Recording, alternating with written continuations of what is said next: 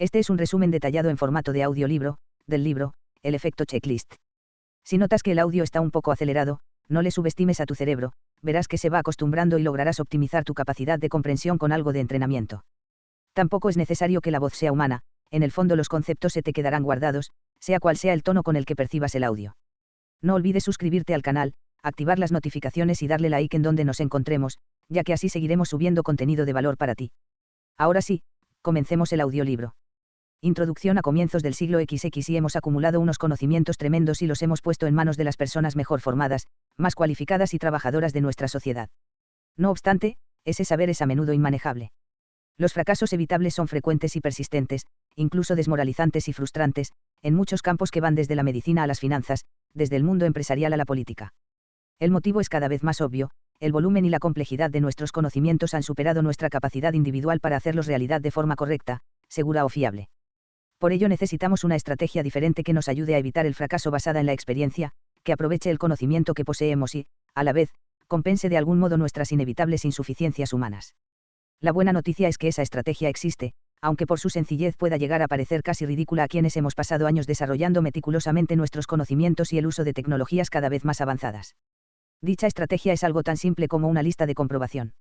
Gracias a ella, ha sido posible desarrollar algunas de las actividades más difíciles, desde pilotar aviones hasta construir rascacielos de una enorme sofisticación, desde la seguridad nacional a la cirugía. El problema de la complejidad extrema: rescatar a una persona ahogada no se parece en nada a lo que vemos en la televisión, donde unas cuantas compresiones torácicas y alguna respiración boca a boca siempre parecen devolver la vida, entre toses y expectoraciones, a alguien que tiene los pulmones llenos de agua y el corazón parado.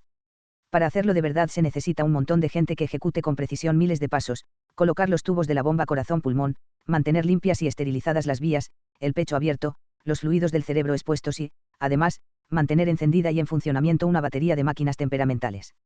El grado de dificultad que entraña cualquiera de estos pasos es considerable. A eso hay que añadirle la dificultad de orquestarlos en la secuencia correcta, sin olvidar nada, y la dificultad añadida que conlleva hacer un lugar a la improvisación que no sea demasiado grande. Por cada persona que se consigue rescatar del ahogamiento, hay otras tantas que no se salvan porque las máquinas se pueden averiar, el equipo puede no lograr ponerse en marcha con suficiente rapidez, alguien se olvida de lavarse las manos y se produce una infección, etc. La medicina se ha convertido en el arte de manejar la complejidad extrema y en un experimento para comprobar si los seres humanos podemos dominar realmente semejante complejidad. La última edición de la Clasificación Internacional de Enfermedades realizada por la Organización Mundial de la Salud distingue más de 13.000 enfermedades, síndromes y tipos de lesión. Y para casi todas ellas existe algún tipo de respuesta: si no podemos curar la enfermedad, por lo menos somos capaces de reducir sus daños y el sufrimiento que causa. No obstante, los pasos que hay que dar para lograrlo son siempre diferentes y casi nunca sencillos. En la actualidad, los médicos tienen a su disposición más de 6.000 fármacos y más de 4.000 procedimientos médicos y quirúrgicos, cada uno con sus requisitos, riesgos y consideraciones diferentes. Son muchas cosas para tener en cuenta y aplicar correctamente. El rompecabezas fundamental de la atención médica contemporánea es tener un paciente desesperadamente enfermo y que haya que tener los conocimientos claros y asegurarse de que las 170 y pico tareas cotidianas que vienen a continuación se hagan correctamente para poder salvarlo. Es una complejidad detrás de otra y hasta especializarse comienza a parecer inadecuado. La respuesta de la profesión médica a esta complejidad ha sido pasar de la especialización a la superespecialización. Los médicos se toman el tiempo de practicar y practicar en una sola dirección hasta que son capaces de hacerlo mejor que cualquier otra persona. Las dos ventajas principales que tienen sobre los especialistas comunes son un mayor conocimiento sobre los detalles importantes y una habilidad adquirida para manejar la complejidad de esa especialidad. Sin embargo, el grado de complejidad sigue aumentando y tanto para la medicina como para las otras disciplinas se ha complicado hasta tal punto que resulta imposible, hasta para los médicos más superespecializados, evitar los errores. El desafío es el siguiente: ¿qué hacemos cuando no basta con ser un experto? ¿Qué hacemos cuando hasta los superespecialistas fracasan? La lista de comprobación. En octubre de 1935, el Ejército de Estados Unidos organizó una competición para que los industriales aeronáuticos concursaran por el contrato para fabricar la siguiente generación de bombarderos de largo alcance. Durante las primeras evaluaciones, el resplandeciente Maadal 299 de Boeing había derrotado de forma aplastante los diseños de Martin y Douglas. El avión de Boeing podía transportar 5 veces más bombas de lo que pedía el ejército y podía volar a mayor velocidad. Una pequeña multitud de mandamases militares y ejecutivos de la industria vieron cómo el avión de prueba Maadal 299 rodaba por la pista de despegue. El avión rugió sobre el asfalto, despegó con suavidad y ascendió de manera abrupta hasta alcanzar los 90 metros de altura. Después entró en pérdida, giró sobre un costado, se estrelló y explotó en llamas. 2 de los 5 miembros de la tripulación murieron, entre ellos el piloto. La investigación posterior puso de manifiesto que no se había producido ninguna avería mecánica. El accidente se había debido a un error del piloto. El nuevo avión, mucho más complicado que los aparatos anteriores, exigía que el piloto prestase atención a los 4 motores, al tren de aterrizaje retráctil, a los alerones, al compensador y a las hélices de velocidad constante. Mientras hacía todo esto, al piloto se le olvidó abrir un nuevo mecanismo de cierre de los controles del timón de profundidad. El Ejército del Aire declaró vencedor el diseño de Douglas, más pequeño. Y Boeing estuvo a punto de quebrar. No obstante, el ejército sí compró unos cuantos aparatos a Boeing como aviones de prueba, y algunas personas con acceso a información privilegiada siguieron convencidas de que el aparato era válido. De manera que un grupo de pilotos se reunió y se planteó qué hacer. En vez de exigir una formación complementaria, a los pilotos del MAD al 299, que ya de por sí tenían la mejor, se les ocurrió algo genialmente sencillo: crear una lista de comprobación. Los pilotos de prueba redactaron una lista sencilla, breve y pertinente, era lo bastante corta como para caber en una hoja, con casillas paso a paso para el despegue, el vuelo, el aterrizaje y rodar por la pista. Incluía lo que todos los pilotos saben que tienen que hacer: comprobar que los frenos se han soltado, que los instrumentos de a bordo están listos, que la puerta y las ventanillas están cerradas, etc. Todo eran detalles que uno no imaginaría que pudieran suponer tanta diferencia. Pero con la lista de comprobación en las manos, procedieron a pilotar el MAD al 299 un total de 2,8 millones de kilómetros sin un solo accidente. Finalmente, el ejército compró casi 13.000 de aquellos aparatos que, bajo el nuevo nombre de B-17, iban a ser decisivos para la superioridad aérea en la Segunda Guerra Mundial frente a la Alemania nazi. En un entorno complejo, los expertos se enfrentan a 2 dificultades principales. La primera es la falibilidad de la memoria humana, sobre todo en cuestiones prosaicas y rutinarias, que se pasan fácilmente por alto bajo la presión de acontecimientos más urgentes. Cuando el paciente está vomitando y un miembro angustiado de su familia nos pregunta qué está pasando, es fácil olvidar comprobarle el pulso. Una memoria defectuosa y las numerosas distracciones son un peligro especial para las situaciones en las que si se nos escapa un solo elemento clave, el esfuerzo no habrá valido la pena: ir corriendo a una tienda para comprar los ingredientes de una tarta, preparar un avión para el despegue, evaluar a un enfermo en un hospital, etc. Otra dificultad no menos insidiosa es que la gente es capaz de confiarse tanto que se salta pasos incluso cuando los recuerda. En los procesos complejos, al fin y al cabo, ciertos pasos no siempre importan. Quizá los controles del estabilizador de los aviones suelan estar abiertos y la mayor parte del tiempo no tenga sentido comprobarlo, hasta que un día se encuentren cerrados y la comprobación suponga la diferencia entre la vida y la muerte. Las listas de comprobación protegen contra este tipo de fallos. Nos recuerdan los pasos mínimos necesarios y los hacen explícitos. No solo ofrecen la posibilidad de verificación, sino que también inculcan una especie de disciplina para conseguir el mayor rendimiento. La idea 4 generaciones después de que empezaran a utilizarse las primeras listas de comprobación en la aviación, la lección parece clara: estas listas pueden proteger del fracaso a todo el mundo, incluso a los expertos, y en muchas más tareas de las que suponemos. Ofrecen una especie de red de seguridad cognitiva. Detectan fallos mentales inherentes a todo el mundo, errores de memoria, atención y meticulosidad. Para hacer frente al riesgo, la mayoría de las autoridades tienden a centralizar el poder y la toma de decisiones. Lo habitual es que las listas de comprobación sirvan a esa finalidad: dan instrucciones a los empleados que están por debajo de nosotros en el escalafón para asegurarnos de que las cosas se hagan como nosotros queremos. En esos casos lo que conviene es el ordeno y mando. Pero ¿qué podemos hacer cuando nos enfrentamos a problemas complejos y nada rutinarios como, por ejemplo, una anomalía complicada, potencialmente peligrosa e imprevista en la planta 14 de un rascacielos de 32 plantas en construcción? En este caso, la filosofía consiste en trasladar la toma de decisiones a la periferia, lejos del centro. Hay que darle a la gente espacio para adaptarse recurriendo a su experiencia y a su pericia. Lo único que se les debe pedir es que hablen unos con otros y asuman sus responsabilidades. Esta es una estrategia democrática que en la actualidad se ha convertido en habitual. Por ejemplo, en la construcción de edificios, determinar si una estructura ha sido construida siguiendo las normas y está en condiciones de ser ocupada exige más conocimientos de los que podría llegar a tener nunca cualquier inspector de obra. Por tanto, y pese a que los inspectores hagan cuanto puedan para supervisar la construcción de un edificio, la mayor parte de las veces se aseguran de que la constructora y el arquitecto hayan hecho las comprobaciones de rigor y luego firmen declaraciones juradas que atestiguen que se han asegurado de que los edificios cumplen con lo estipulado por la normativa. Los inspectores dispersan el poder y la responsabilidad. Algunas autoridades han reconocido que cuando no renuncian a su autoridad fracasan. Para verlo, basta con que nos fijemos en lo que sucedió después de que el huracán Katrina asolara Nueva Orleans.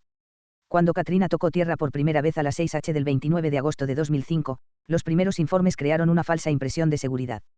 Las fuentes de información habituales no estaban disponibles, ya que no funcionaban las líneas telefónicas y tampoco había suministro de electricidad.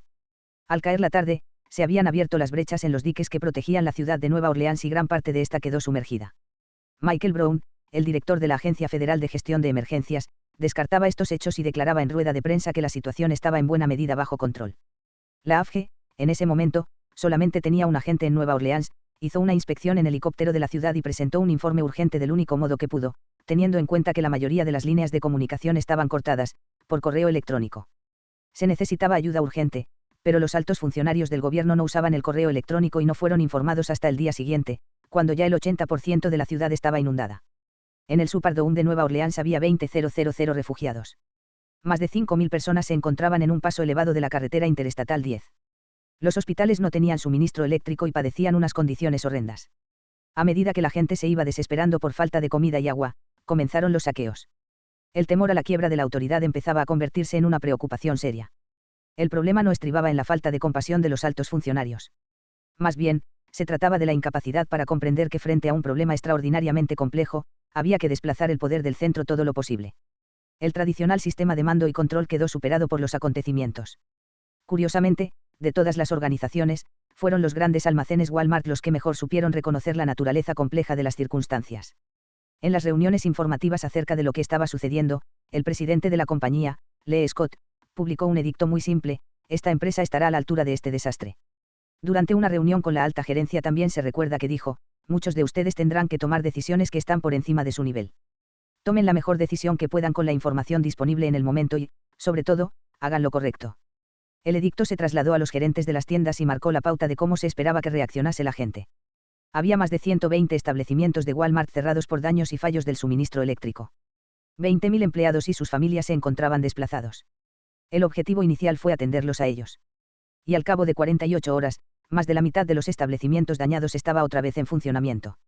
Además, actuando por propia iniciativa, los gerentes de las tiendas empezaron a distribuir pañales, agua, leche de lactantes y hielo entre los habitantes de la ciudad. Mientras la AFG aún no había averiguado cómo requisar suministros, los gerentes de Walmart habían confeccionado toscos sistemas de crédito a base de papelitos para los técnicos en socorrismo y en primeros auxilios, proporcionándoles así comida, sacos de dormir y, también, allí donde lo hubiera, material de rescate como hachas, ropas y botas.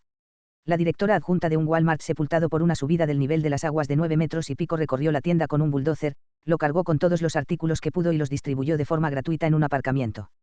Los directivos de Walmart se limitaron a fijar objetivos, evaluar los progresos realizados y mantener líneas de comunicación con los empleados de primera fila y, cuando era posible, con las agencias oficiales. En otras palabras, para afrontar aquella situación, no se dedicaron a impartir instrucciones. Las condiciones eran demasiado imprevisibles y cambiaban sin cesar. Algunos han sacado la conclusión de que este episodio demuestra que el sector privado es mejor que el público a la hora de enfrentarse a situaciones complejas. Pero no fue así. Por cada Walmart podrían citarse multitud de ejemplos de grandes empresas de Nueva Orleans que no estuvieron a la altura de las circunstancias. Por otra parte, los funcionarios públicos también podían presumir de algunos éxitos indiscutibles. Durante los primeros días de la crisis, por ejemplo, la policía local y los bomberos, junto con un ejército de deportistas de Luisiana que reclutaron, lograron rescatar a más de 62.000 personas del agua, tejados y áticos de la ciudad inundada. La auténtica lección es que en condiciones de verdadera complejidad, cuando el conocimiento necesario supera el que puede poseer cualquier individuo y reina lo imprevisible, el dictado de los pasos desde el centro está condenado al fracaso. Al contrario, lo que se necesita es una mezcla aparentemente contradictoria de libertad y expectativas plasmada en unas simples listas de comprobación. Para que las listas de comprobación ayuden a conservar el equilibrio entre libertad y disciplina, improvisación y protocolo, capacidades especializadas y colaboración en grupo, han de adoptar dos formas casi opuestas. Han de contener una serie de verificaciones para garantizar que no se pasan por alto detalles tontos pero decisivos, y otra serie de comprobaciones para asegurarse de que la gente hable, se coordine entre sí y asuma responsabilidades a la vez que se le otorga el poder de enfrentarse como mejor sepa a las sorpresas y a lo imprevisible. Tal y como demuestra la experiencia acumulada durante el huracán Katrina y en el mundo de la construcción, en situaciones complejas, las listas de comprobación no solo ayudan, sino que son uno de los requisitos indispensables para el éxito. Siempre debe de haber espacio para las opiniones, pero para las opiniones asistidas e incluso mejoradas por los procedimientos adecuados. La fábrica de la lista de comprobación. Los manuales de comprobación de Boeing se componen de muchas listas de comprobación, cada una de las cuales es asombrosamente breve, habitualmente de una extensión de solo unas cuantas líneas por página, con caracteres grandes y fáciles de leer. En su conjunto abarcan una enorme variedad de situaciones de vuelo. Así, hay listas rutinarias que se emplean para las operaciones de vuelo cotidianas y que, en su conjunto, no ocupan más de 3 páginas. El resto del manual se compone de listas anormales, que contemplan todas las situaciones de urgencia concebibles con las que puede toparse un piloto, como humo en la cabina de mando, el encendido de diferentes luces de alarma, un fallo en los motores, etc. Por lo general, es posible distinguir entre listas de comprobación buenas y malas. Estas últimas son vagas e imprecisas, demasiado largas, complicadas de utilizar y poco prácticas. Las confeccionan personas que no tienen idea alguna de las situaciones en las que han de utilizarse. Tratan a la gente que usa las listas como si fuera tonta y pretenden explicar exhaustivamente todos los pasos. Aturden en vez de espabilar. Las buenas listas de comprobación, por otra parte, son precisas, eficientes, van al grano y son fáciles de utilizar hasta en las situaciones más difíciles. No intentan explicarlo todo, una lista de comprobación no puede pilotar un avión. Al contrario, proporcionan recordatorios únicamente de los pasos más críticos e importantes que incluso los profesionales mejor formados podrían olvidar, y por encima de todo son prácticas. Una lista de comprobación no puede ser extensa. Una regla general que utilizan algunas personas a la hora de redactarlas es que tenga entre 5 y 9 apartados, que es el límite de la memoria de trabajo. La redacción debe ser sencilla y precisa, y ha de hacer uso del vocabulario de la profesión. Incluso el aspecto de las listas de comprobación es importante. Una lista de comprobación ideal debería caber en una sola página, estar libre de elementos superfluos y colores innecesarios. Las listas de comprobación no son guías exhaustivas, sean para construir un rascacielos o para sacar de apuros a una aeronave. Son herramientas breves y sencillas que tienen como objetivo servir de elemento de apoyo a las competencias de profesionales expertos y, mientras sigan siendo cortas, utilizables y poco pretenciosas, seguirán salvando muchas vidas, tal y como se vio en una historia de la aviación relativamente reciente. El incidente en cuestión se produjo el 17 de enero de 2008, cuando el vuelo 38 de British Airways, un Boeing 777, llegaba a Londres procedente de Pekín tras casi 11 horas en el aire con 152 personas a bordo. Las condiciones para el aterrizaje eran favorables a pesar de ser invierno y nadie esperaba que se produjera ningún incidente. Entonces, a unos 3 kilómetros y pico del aeropuerto, a 200 metros de altura, fallaron los motores. El copiloto se hizo cargo de los controles para el aterrizaje, pero, por mucho que intentase aumentar la propulsión, no conseguía obtener respuesta de los motores. El avión se había convertido en una piedra de 170 toneladas cayendo hacia la tierra. Cuando se estrelló con un enorme estallido contra un campo cubierto de hierba, las ruedas delanteras se destrozaron por efecto del impacto, se desprendieron del avión y penetraron en el compartimento de los pasajeros. Se derramó mucho combustible, pero por suerte no se incendió. Pese a que el aparato quedó totalmente destrozado por la fuerza del choque, los pasajeros salieron prácticamente ilesos gracias a que en el deslizamiento su inercia disminuyó y el impacto se atenuó. Los investigadores que trataron de averiguar qué había fallado no encontraron ningún defecto en los motores. Tampoco había defectos u obstrucciones en las tuberías de alimentación del combustible o el propio combustible. No obstante, seguían creyendo que la trayectoria del vuelo podría haber desempeñado algún papel, así que propusieron una teoría muy elaborada que postulaba como causa del accidente los minúsculos cristales de hielo que se formaban en el fuel durante el vuelo a bajas temperaturas, que se sedimentaron y, tras una breve aceleración como la de la aproximación final que los liberó, provocaron un bloqueo de las líneas de combustible. Tras algunas pruebas, la teoría se dio por válida y los investigadores establecieron la recomendación de que, cuando un motor pierde potencia, los pilotos no debían aumentar la propulsión del motor, sino dejarlo momentáneamente al ralentí. Eso reduce el flujo de combustible y da tiempo para que los intercambiadores de calor de las tuberías derritan el hielo, lo que permite que se recuperen los motores.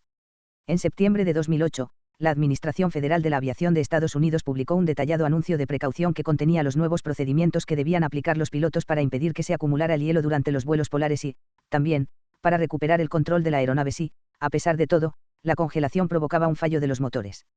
En menos de 2 semanas, el equipo de Boeing completó las pruebas y actualizó sus listas de comprobación, que enviaron a todos los propietarios del modelo 777 en el mundo. Menos de un mes después de que las recomendaciones estuvieran disponibles, los pilotos ya tenían en las manos o en los ordenadores de la cabina la nueva lista de comprobación y la estaban utilizando. El 26 de noviembre de 2008, el desastre estuvo a punto de repetirse.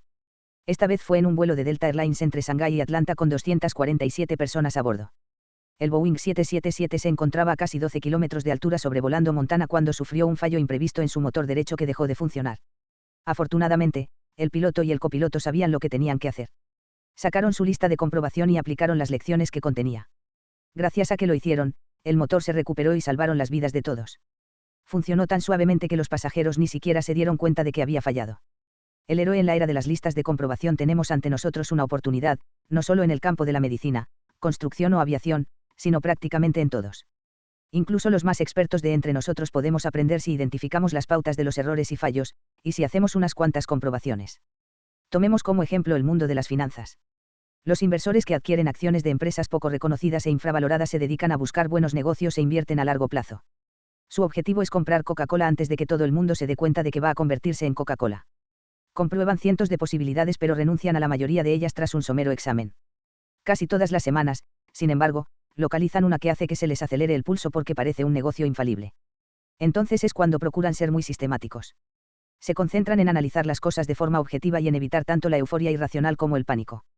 Estudian minuciosamente los informes financieros de la empresa, investigan sus pasivos y sus riesgos, examinan la trayectoria del equipo de gestión, sopesan a sus competidores y el futuro del sector al que pertenece, en un intento de calibrar tanto la magnitud de la ocasión como el margen de seguridad. En todo ello cometen errores de forma repetida, por lo que la necesidad de contar con una lista de comprobación es más que evidente. Uno de estos inversores, Mougnis Pabrai, director gerente de Pabrai Investment Funds de California, ha redactado su propia lista de comprobación de 3 días, que él y su equipo utilizan al tercer día de plantearse una inversión. Para entonces, según la lista de comprobación, deben confirmar que ya han repasado los informes financieros clave de la empresa candidata durante los 10 años anteriores, lo que incluye la verificación de elementos concretos de cada informe y posibles pautas que se repitan en todos ellos. Una de las comprobaciones, por ejemplo, exige que los miembros del equipo verifiquen que han leído las notas al pie de los informes sobre flujos de tesorería. Otra se ocupa de que confirmen que han revisado el informe de riesgos de gestión. Una tercera les pide que se aseguren de haber comprobado si el flujo de tesorería y los costes son compatibles con el crecimiento declarado de los ingresos, etc. La lista de comprobación no le dice a uno lo que tiene que hacer. No es una fórmula. Pero ayuda a ser todo lo inteligente que es posible durante cada una de las fases del proceso y garantiza que disponemos la información crítica que necesitamos cuando la necesitamos, que somos sistemáticos a la hora de tomar decisiones y que hemos hablado con toda la gente con la que teníamos que hablar. Con una buena lista de comprobación a mano, tomamos las mejores decisiones que pueden tomar los seres humanos y podemos vencer al mercado con ciertas garantías. Pabrai llevaba alrededor de un año trabajando con su lista de comprobación. Desde entonces su fondo había aumentado en más de un 100%. No todo se debió a la lista de comprobación, por supuesto, pero al ponerla en práctica se dio cuenta de que podía tomar decisiones de inversión de forma mucho más rápida y metódica. Cuando a finales de 2008 los mercados se desplomaron y los accionistas, aterrorizados, se desprendieron de sus acciones, aparecieron muchas oportunidades de negocio. En un solo trimestre, Pabrai logró investigar más de 100 empresas y añadir 10 de ellas a la cartera de su fondo. Sin la lista de comprobación no hubiera podido realizar más que una pequeña parte de esa labor analítica ni habría tenido la confianza para recurrir a ella. Un año después, sus inversiones habían subido en una media del 160%. No había cometido un solo error. Conclusión: la lista de comprobación prevuelo empezó su andadura como invento de un puñado de pilotos militares en la década de 1930, pero la potencia de su descubrimiento engendró organizaciones enteras. En la actualidad, existe en Estados Unidos una Junta de Seguridad en el Transporte Nacional que investiga los accidentes para determinar sus causas y hacer recomendaciones para ponerles remedio. Existen también reglamentaciones nacionales para garantizar que esas recomendaciones se incorporen a listas de comprobación existentes y se adopten de manera que realmente reduzcan los daños. Desde luego, las listas de comprobación no deben convertirse en mandatos osificados que entorpezcan más de lo que ayudan. Hasta las más sencillas necesitan ser reexaminadas y actualizadas continuamente. Obviamente, la tecnología aumenta nuestras capacidades. Pero hay muchas cosas que no puede hacer: lidiar con los imprevistos, manejar la incertidumbre, construir un rascacielos o realizar una operación quirúrgica que salve una vida. Desde muchos puntos de vista, la tecnología ha complicado todas estas cosas y ha añadido un elemento de complejidad más a los sistemas de los que dependemos. Una de las características esenciales de la vida moderna es que todos dependemos de sistemas que son conjuntos de personas, de tecnologías o de ambos, y entre nuestras máximas dificultades está el hacerlos funcionar. Para ello, es necesario que estudiemos los fracasos rutinarios que se dan en todos los campos de nuestra actividad, desde la enseñanza hasta la abogacía, desde el sector financiero hasta el público y los demás. Todos estamos acosados por fallos, sutilezas que se nos escapan, conocimientos que se nos pasan por alto y errores de bulto. En general, nos hemos imaginado que más allá de trabajar cada vez más para darnos cuenta de los errores y subsanarlos, no podemos hacer gran cosa. No tenemos la costumbre de pensar de la manera en que lo hicieron los pilotos militares cuando se encontraron con su flamante bombardero Maad al-299, una máquina tan compleja que nadie estaba seguro de que pudieran pilotar los seres humanos. Ellos también podrían haber decidido limitarse a esforzarse más o a achacar un accidente al error de un piloto inexperto. Pero, en lugar de eso, decidieron admitir que eran fallables y se dieron de cuenta que las listas de comprobación eran una herramienta sencilla y poderosa. Nosotros también podemos hacerlo y, frente a la complejidad del mundo actual, no cabe otra opción. Si nos fijamos con atención, reconoceremos que siempre son los mismos errores, cometidos hasta por personas dotadas de gran habilidad y determinación. Conocemos las pautas y vemos el coste, y es el momento de probar algo distinto como una lista de comprobación.